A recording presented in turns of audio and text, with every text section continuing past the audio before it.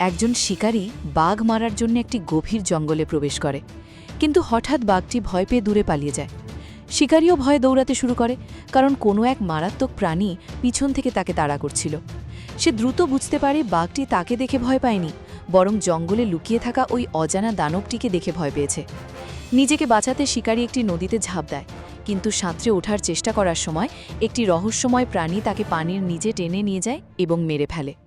এটি প্রমাণ করে যে এই জঙ্গলের ভেতরে বন্য প্রাণীদের চেয়েও মারাত্মক ও বিপজ্জনক কিছু বাস করে। এরপরে আমরা একটি ওষুধ কোম্পানি দেখতে পাই, যেখানে মালিক খুব রেগে আছেন, কারণ তার দল এখনও ক্যান্সারের নিরাময় তৈরি করতে ব্যর্থ হয়েছে। জন নামের একজন বিজ্ঞানী ব্যাখ্যা করেন যে তারা ক্যান্সারের ওষুধ তৈরি করতে না পারলেও এর চেয়ে অনেক বেশি মূল্যবান কিছু আবিষ্কার করেছেন। তারপর তার বন্ধু জ্যাক সবাইকে ব্লাড অর্কিড বা রক্ত অর্কিড নামের একটি বিরল ফুল দেখায়। সে ব্যাখ্যা করেন যে এই ফুলটি প্রতি 7 বছরের মধ্যে মাত্র একবার ফোটে এবং মাত্র 6 মাসের জন্য বেঁচে থাকে। এর ভিতরের রাসায়নিক উপাদান রোগ নিরাময় করতে পারে, বার্ধক্য কমাতে পারে এবং মানুষকে দীর্ঘকাল বেঁচে থাকতে সাহায্য করতে পারে। জ্যাক বলে যে তাদের কোম্পানি যদি এই ফুলটি পেয়ে যায় তাহলে তারা অত্যন্ত ধনী হতে পারবে, কিন্তু ফুলটি কেবল বোর্নিওর জঙ্গলেই জন্মায় এবং 2 সপ্তাহের মধ্যে শুকিয়ে যাবে, তাই আরও 7 বছর অপেক্ষা করার আগে তাদের অবশ্যই তাড়া করতে হবে। সব শুনে বস দলটিকে অবিলম্বে রওনা হওয়ার এবং যে কোনো মূল্যে ফুলটি নিয়ে আসার নির্দেশ দেন। শীঘ্রই 6 জনের একটি দল বর্নিওতে পৌঁছায়, কিন্তু বিপজ্জনক জঙ্গলে প্রবেশ করতে হলে তাদের ভারী বৃষ্টির মধ্যে একটি নদী দিয়ে ভ্রমণ করতে হবে। খারাপ আবহাওয়ার কারণে কোনো নৌকো চালক তাদের সাহায্য করতে রাজি হয় না, যতক্ষণ না ওয়েল নামের এক ব্যক্তি মোটা অঙ্কের টাকার বিনিময়ে কাজটি করতে রাজি হয়। যেহেতু দলটির নষ্ট করার মতো সময় ছিল না, তাই তারা রাজি হয় এবং জঙ্গলের গভীরে তাদের যাত্রা শুরু করে। ভ্রমণের সময় জ্যাক উইলকে ফুলের অবস্থানের মানচিত্রটি দেখায়। উইল এটি দেখার সাথে সাথেই নার্ভাস হয়ে পড়ে এবং তাদের সতর্ক করে যে সামনের পথটি অত্যন্ত বিপজ্জনক। সে বলে যে আরেকটি নিরাপদ পথ আছে, তবে তাতে আরও বেশ কয়েকদিন বেশি সময় লাগবে। জ্যাক রাজি হয় না, কারণ তাদের সময় শেষ হয়ে যাচ্ছে, তাই তারা ঝুঁকিপূর্ণ পথ দিয়েই চলতে থাকে। পরে মেয়েদের একজন নৌকার ভেতরের একটি আলমারি থেকে অদ্ভুত শব্দ শুনতে পায়। সে যখন এটি খোলে তখন হঠাৎ একটি বানর লাফিয়ে বেরিয়ে আসে এবং তাকে খুব ভয় পাইয়ে যায়। বানরটি দ্রুত উইলের কাছে ছুটে যায় এবং সবাই জানতে পারে যে উইল বানরটিকে পোষ্য প্রাণীর মতো লালন পালন করেছে এবং তার নাম রেখেছে কং। পরদিন সকালে তারা এমন একটি এলাকায় পৌঁছায় যেখানে ভাঙা কাঠের গুঁড়ি ভেসে বেড়াচ্ছে।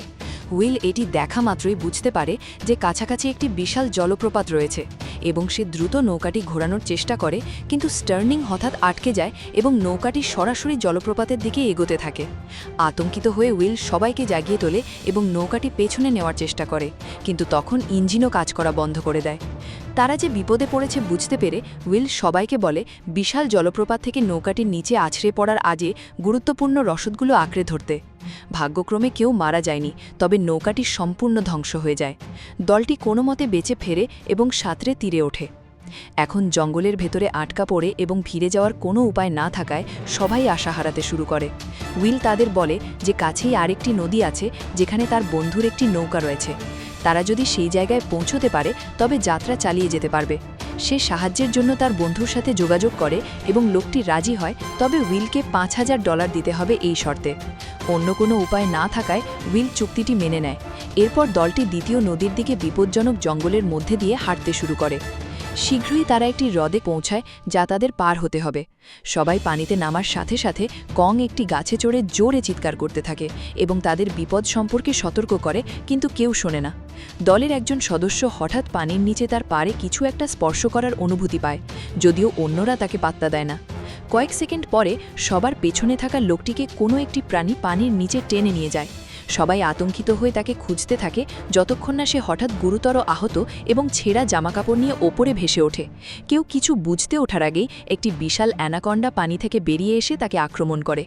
বিশাল সাপটি কয়েক সেকেন্ডের মধ্যে লোকটিকে মেরে ফেলে, আর দলটি ভয়ে চিৎকার করতে থাকে।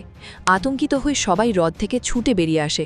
তারা বিশ্বাসই করতে পারে না যে এত বড় সাপ বাস্তবে থাকতে পারে। শীঘ্রই তারা অ্যানাকন্ডার উগরে দেওয়া উইলের বন্ধুর মৃতদেহ মাটিতে পড়ে থাকতে দেখে।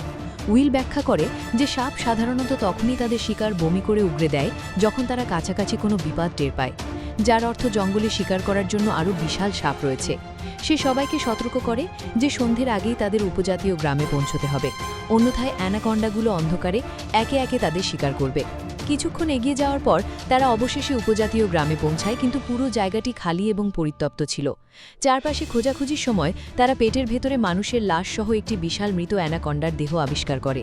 দলটি বুঝতে পারে যে গ্রামবাসীরা সম্ভবত সাপটি তাদের আক্রমণ করার পর সেটিকে মেরে ফেলেছে, কিন্তু তারপর গ্রাম ছেড়ে পালিয়ে গেছে, কারণ তারা জানত প্রতিশোধ নিতে আরও সাপ ফিরে আসবে। সাহায্য করার মতো কোনো গ্রামবাসী না থাকায় দলটি আবারও হতাশ হয়ে পড়ে। উইল তখন একসাথে নিজেদের একটি কাঠের নৌকা তৈরি করার পরামর্শ দেয়, যাতে তারা নিজেরাই জঙ্গল থেকে পালাতে পারে। সবাই রাজি হয় এবং কাঠ ও রসদ সংগ্রহ করতে শুরু করে। ইতিমধ্যে এলাকায় তল্লাশি করার সময় জ্যাক হঠাৎ কাছেই ব্লাড অর্কিড ফুটে থাকতে দেখে। এটি দেখে জ্যাক সবাইকে কাছে ডাকে এবং বলে যে ব্লাড অর্কিড ফুল অবশ্যই এখানেই কোথাও থাকবে। এছাড়াও জ্যাক বুঝতে পারে যে এই সাপগুলো এত বড় হচ্ছে কারণ তারা এই ব্লাড অর্কিড ফুলগুলো খাচ্ছে, আর এখন জ্যাক যে কোনো মূল্যে ব্লাড অর্কিড ফুলগুলো পেতে চাইছিল। তাই জ্যাক অন্যদের বলে যে আমাদের ব্লাড অর্কিড ফুলগুলো খোঁজা উচিত, কিন্তু কেউ তার কথা শুনতে প্রস্তুত ছিল না, আর এটি দেখে জ্যাক রেগে যায়। ইতিমধ্যে উইল অনেকগুলো কাঠের টুকরো জোড়া দিয়ে একটি নৌকা তৈরি করে ফেলেছিল। এখন কেবল এই লোকদের এখান থেকে রওনা হওয়ার অপেক্ষা। এদিকে জন নামের এক সহকর্মীর পা খুব মারাত্মকভাবে ফুলে গিয়েছিল, যার কারণে সে ব্যথায় ভুগছিল। এখন জন পায়ে লাগানোর মতো কিছু খোঁজার জন্য জ্যাকের ব্যাগ খোলে। সে ভেবেছিল হয়তো জ্যাকের ব্যাগে কোনো মলম এবং ব্যান্ডেজ পাওয়া যাবে, কিন্তু সে যখন জ্যাকের ব্যাগ খোলে ভেতরে একটি পিস্তল এবং একটি স্যাটেলাইট ফোন দেখতে পায়। আসলে এই পিস্তল এবং স্যাটেলাইট ফোনটি উইলের বন্ধুর ছিল, যে তাদের নিতে নৌকায় আসছিল, কিন্তু পথে অ্যানাকন্ডা তাকে খেয়ে ফেলে এবং তার নৌকা ঝোপের মধ্যে আছড়ে পড়ে বিস্ফোরিত হয়ে যায়। আর এই লোকেরা যখন বিস্ফোরিত নৌকায় প্রয়োজনীয় জিনিসপত্র খুঁজছিল, তখন জ্যাক এই পিস্তল এবং স্যাটেলাইট ফোনটি পেয়েছিল। কিন্তু জ্যাক স্যাটেলাইট ফোনের কথা কাউকে বলেনি, কারণ জ্যাক এখান থেকে সাহায্যের জন্য কল করতে চায়নি। আর যদি এখানে সাহায্য চলে আসতো তবে উদ্ধারকারী দল তাদের এখান থেকে নিয়ে যেত, এবং ব্লাড অর্কিড ভুল যার জন্য এই লোকেরা এখানে এসেছিল তা ইয়েনি পড়ে থাকত। এটি দেখে জন জ্যাকের উপর খুব রেগে যায়। সে বলে যে আমাদের জীবন ফুলের চেয়ে বেশি মূল্যবান। এখন আমি এখানকার সবাইকে তোমার এই কাজের কথা বলবো। এই বলে জন সাহায্যের জন্য ওই স্যাটেলাইট ফোনেই পুলিশের সাথে কথা বলতে শুরু করে। কিন্তু জনের পুলিশের সাথে কথা বলার আগেই জ্যাক বক্সে বন্দি ওই বিষাক্ত মাকড়সাটি জনের হাতের ওপর ছড়ে দেয়, আর মাকড়সাটি জনকে কামড়ে দেয়। এর কামড়ের কারণে জন তীব্র ব্যথায় ছটফট করতে শুরু করে। আর এখন জ্যাক ওই মাকড়সাটিকে আবার বক্সে আটকে রেখে সেখান থেকে চলে যায় এবং সরাসরি দলের সদস্যদের কাছে যায়, যেখানে দলের সবাই এখান থেকে রওনা হওয়ার জন্য প্রস্তুত।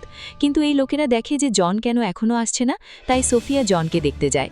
এবং সোফিয়া যখন জনের কাছে আসে তখন সে দেখে যে জন মোটেও কথা বলছে না, এবং জন সম্পূর্ণ পক্ষাঘাতগ্রস্ত বা প্যারালাইজড হয়ে গেছে।